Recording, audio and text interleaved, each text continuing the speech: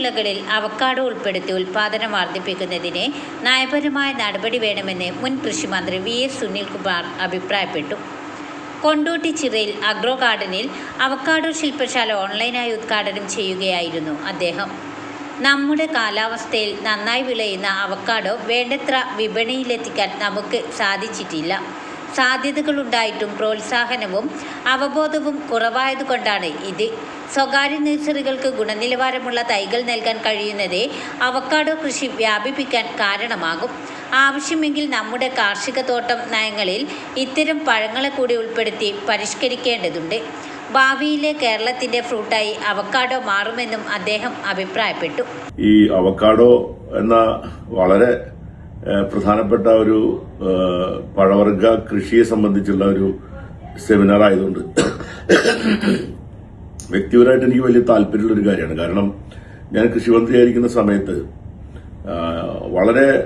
വളരെയധികം പ്രാധാന്യത്തോടു കൂടി അവക്കാഡോ, അതുപോലെ തന്നെ മാംഗുസ്റ്റിൻ, റംബുട്ടാൻ തുടങ്ങിയിട്ടുള്ള വളരെയധികം പ്രീമിയം ഫ്രൂട്ട്സിന്റെ കൃഷിയെ സംബന്ധിച്ചുള്ള കാര്യങ്ങൾ മനസ്സിലാക്കാൻ ഒരു ശ്രമം നടത്തുകയുണ്ടായി.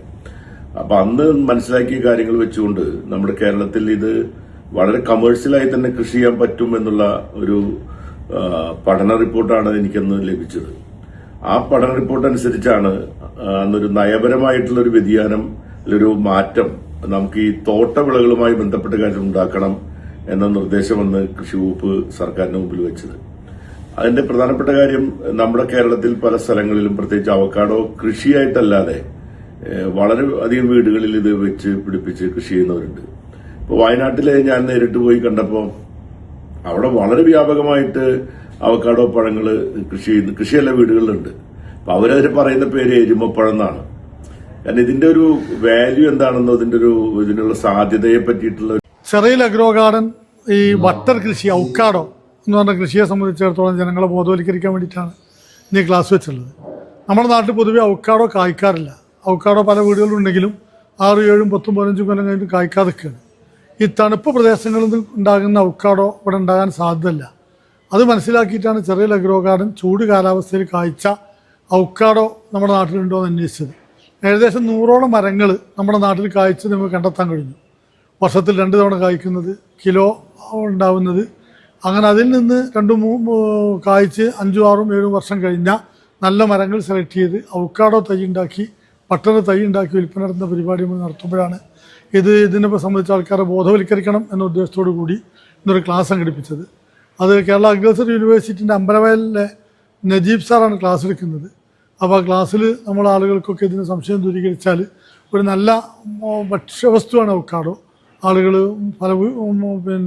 ജനങ്ങൾക്ക് വൈറ്റമിൻ കിട്ടുന്നൊരു സാധനമാണ്. ആളുകൾ ഇഷ്ടംപോലെ ഉപയോഗിക്കുന്നുണ്ട്. എല്ലാ കാലത്തും നമ്മൾ കടകളിൽ അവക്കാഡോ കിട്ടും. അത് പല രാജ്യങ്ങളിൽ നിന്ന് ഇറക്കുന്നതാണ് ആ ഉൽപ്പന്നം. നമ്മുടെ നാട്ടിലുണ്ടാക്കി നമ്മുടെ നാട്ടിൽ ഉൽപ്പാദിപ്പിക്കുമ്പോൾ അതിൻ്റെ ക്വാളിറ്റി കൂടും, രോഗപ്രതിരോധ ശേഷി കൂടും. ഞങ്ങളുടെ കയ്യിൽ അവക്കാഡോ തൈ ഉണ്ടാക്കി വെച്ചിട്ടുണ്ട്. ചൂട് കാലാവസ്ഥയിൽ കായ്ച്ചതാണ്. അത് നിങ്ങൾ കൊണ്ടുപോയി അവർ കൃഷി ചെയ്താൽ 4 വർഷം മുതൽ 5 വർഷത്തിനുള്ളിലായിട്ട് അവക്കാഡോ കായ്ക്കുമെന്നാണ് ഞങ്ങൾ വിശ്വസിക്കുന്നത്. കർഷകനായ ഇല്യാസ് അരുൺ അധ്യക്ഷത വഹിച്ചു. Ambalavayal regional agriculture research station assistant professor Najeeb Naduthodi class എടുത്തു. ആരോഗ്യത്തിന് ഗുണകരമായ കൊഴുപ്പുകൾ ധാരാളം അടങ്ങിയ അവക്കാഡോ കൃഷിയിലേക്ക് കൂടുതൽ പേർ എത്തുന്നുണ്ടെന്ന് അദ്ദേഹം പറഞ്ഞു. അങ്ങനെയാണെങ്കിൽ നമുക്ക് മാനേജ്മെന്റ്, ഇതിന് വളം കൊടുക്കുന്നതും അതിൽ കായ പറിക്കുന്നതൊക്കെ വളരെ എളുപ്പമായിരിക്കും. ഈ ഗ്രാഫ്റ്റ് അവക്കാഡോയെ വെറുതെ വിട്ടാലും കുഴപ്പമില്ല, ഈ പറയുന്ന ഹൈറ്റേ പോകുള്ളൂ. നേരെ മറിച്ച് വിത്താണെങ്കിൽ എന്തായാലും അതിന് നിർത്താൻ പറ്റില്ല, ഒരു ഹൈറ്റ് നമുക്ക് കൺട്രോൾ ചെയ്യാൻ പറ്റില്ല. അത് എത്ര വെട്ടിക്കഴിഞ്ഞാലും. പിന്നെ അതിൻ്റെ വളർച്ച എന്ന് പറയും ഭയങ്കര ഫാസ്റ്റാണ്. വിത്ത് തൈൻ്റെ വളർച്ച. നമ്മളിപ്പം ഒരു വീടിൻ്റെ അടുത്തേക്ക് ഒരു ചാഞ്ഞു കൊണ്ടിരിക്കുന്ന ഒരു അവക്കാഡോ മരം, രക്തസമ്മർദ്ദം, പ്രമേഹം, ഹൃദ്രോഗം എന്നിവ നിയന്ത്രിക്കാൻ ആവശ്യമായ ഘടകങ്ങൾ ഈ പഴത്തിൽ കൂടുതലായുണ്ട്. 3 വർഷം കൊണ്ട് വിളവെടുക്കുന്ന അവക്കാഡോ നല്ല ലാഭം തരുന്ന കാർഷികോൽപ്പന്നമായി മാറിയിട്ടുണ്ടെന്നും അദ്ദേഹം അഭിപ്രായപ്പെട്ടു. ചിറയിൽ garden founder KM Koyamu, farm manager KGM Abdul Latheef, MS Kottayil, Pulathukunju, advocate Khader, Baba star jelly, Sreedharan Kottappuram തുടങ്ങിയവർ സംസാരിച്ചു. വിവിധ നഴ്സറികളിൽ നിന്നുള്ളവരും കർഷകരും ശില്പശാലയിൽ പങ്കെടുത്തു. ന്യൂസ് 10 കൊണ്ടോട്ടി. വാർത്തകൾ നേരത്തെ അറിയാൻ ഫേസ്ബുക്ക് പേജ് ലൈക്ക് ചെയ്യൂ, ചാനൽ സബ്സ്ക്രൈബ് ചെയ്യൂ.